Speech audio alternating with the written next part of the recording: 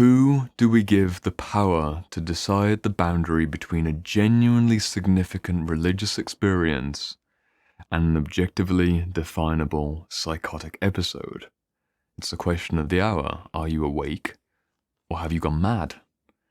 It's a difficult question with no clear, definable solution, so let me try and approach with a story to demonstrate what I mean. It's not a real story, but it might as well be.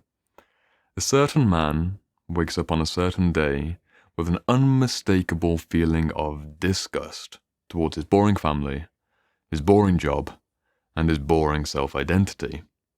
After years of faithful service as both a father, a husband, and an employee, he spontaneously wanders into a nearby nature reserve with no food, no water, and no essential survival supplies, almost as if he were being guided by something greater than himself. Anyway, 5 days pass and our man returns to his understandably distressed and confused and angry family with tattered clothes, wild eyes, and stories of divinity and contact with the true essence of his soul. So my question again to you, my friend, has he spontaneously awakened, or has he spontaneously gone insane? Who do we give the power to answer that question? And if you were honest with yourself, are you even capable of answering that question? I don't know if I am. Do we value the experiences and opinions of concerned family members and colleagues more than the subjectively confirmed experience of the individual themselves when they're having a transpersonal emergence? What about doctors? What about psychologists? What about professionals who are meaning well and trying to support? Do we value their judgment more than the subjective experience of the individual themselves?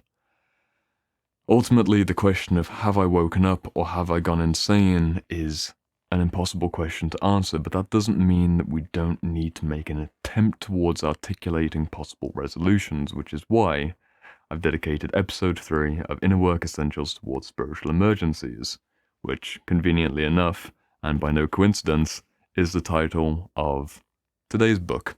This is a marvelous, marvelous collection, primarily led by Stanislav Grof, who's a key figure in transpersonal psychology, and he talks about all the various types of spiritual emergence, as well as other contributors like spontaneous dream awakenings, past life recall, tremors, shakes, visions, all kinds of wacky and yet significant experiences which can be incredibly destabilising. Because a spiritual emergency is a spiritual emergence without the right sense of containment or understanding and engagement to make sense of it all. So what do I want to focus on in this video? In a nutshell, it's the question of, am I awake or am I insane? And I want to go about this from 3 common levels of engagement which I'm seeing in our everyday world right now. Well, not everyday world, but the space that we're in, right? If you Google spiritual awakening or you find YouTube videos about signs of spiritual awakening, you're going to fall on this threshold of 3 levels of understanding.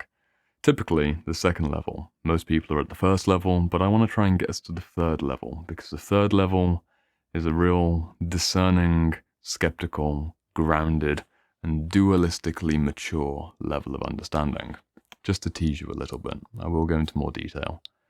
Ultimately, my intention with this video is to try and support you in the maturation of your religious faculty, your intellectual capacity to wander and explore metaphysical realms without being too ungrounded, and to provide a sense of compassionate understanding for a genuine spiritual emergence, while also encouraging you to get towards that top tier, bottom tier, does it really matter? Level 3 engagement with spirituality, which goes beyond the vast majority of what you're going to be consuming through YouTube and podcast if you Google anything like spiritual awakening. Okay, so what are the 3 levels? You already know the 1st level. The 1st level is the level of the rational mind, the over-intellectual, linear, scientific, traditional view which people love to shit on, which is, it's not real, it's psychosis, the great saints of history are merely deluded schizophrenics, and there is no way of possibly integrating these experiences without going to the loony bin and being on heavy antidepressants. Unfortunately, this is still the mainstream view. I doubt you're in this view yourself, because if you're still watching this video, clearly you've either had a spiritual emergence or you're interested in spiritual emergence.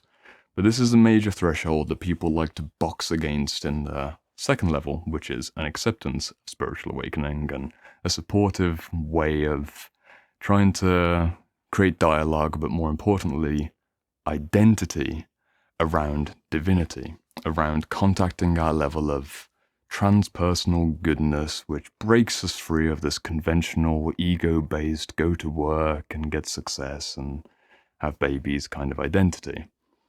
The common dualistic tension is between level 1 and level 2. Level 2 is wonderful.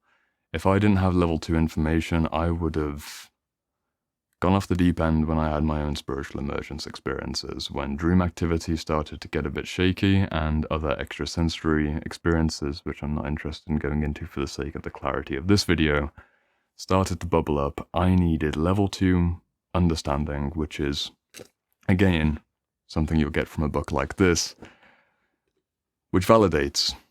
It validates our experience and gives us a sense of sanity in very troubling times. I don't want you to get the impression that I'm trying to disvalidate, basically. Level 2 is really important, but I don't see it going far enough. So you've got, in summary, up until level 3. Level 1, dismissal. Over-intellectual, over-rationalistic mind. Level 2, acceptance, divinity, identity as a soulful spiritual person. But what happens in level 2 when you go too far in and you lack the capacity to discern when sanity has got little elements of insanity and insanity has elements of sanity? I know that sentence is complex because level 3 is the complex territory. Level 3 is a new level of skillful ignorance and not understanding, where you realize that you have genuine spiritual capacity, but you're also doubting yourself. What do I mean by this? I mean transferring energy from level 2 acceptance to level 3 discernment. So when synchronicities are coming up in your life, when maybe you have a dream about someone and they also had a dream about you, when maybe you got a sign from the universe, you don't clutch towards it with a sense of compulsive, like ungrounded identity clutching intensity. You're not looking for it or seeking it. You kind of take a little step back. You're committed to the process. You don't disvalidate yourself, but you have that level 3 understanding of spiritual emergency and awakening, which realistically is a lifelong and multi-life process. If you're in the realm, you're in that realm, right? It's a multi-life process. There's no reason to be so overly identifying with your spiritual capacity as a defining element of your personality. It was important at level 1, at level 1 to level 2 transitional moment where a man from the very beginning, the story I told, goes out into the forest, has this 5-day fasting experience and comes back with a sense of divinity and a sense of truth which he has never contacted before. He needs to leave behind the level 1 understanding of his family, go into communities of understanding that are at level 2, but also then know how to reintegrate back into level 1 and level 2 via level 3. I hope that makes sense, because level 3 is choosing neither. Level 3 is integrating at a higher level of dialectical tension. I'll slow it down. Level 3 is basically double-checking yourself. It's double-checking with the sense to walk in both worlds at once, and to not be too quick to over-identify any sign, symptom, vision, or experience as a confirmation of a potentially escapist, magical and delusional thinking, which gives you basically a sense of rebellion against conventional reality. I've been there myself.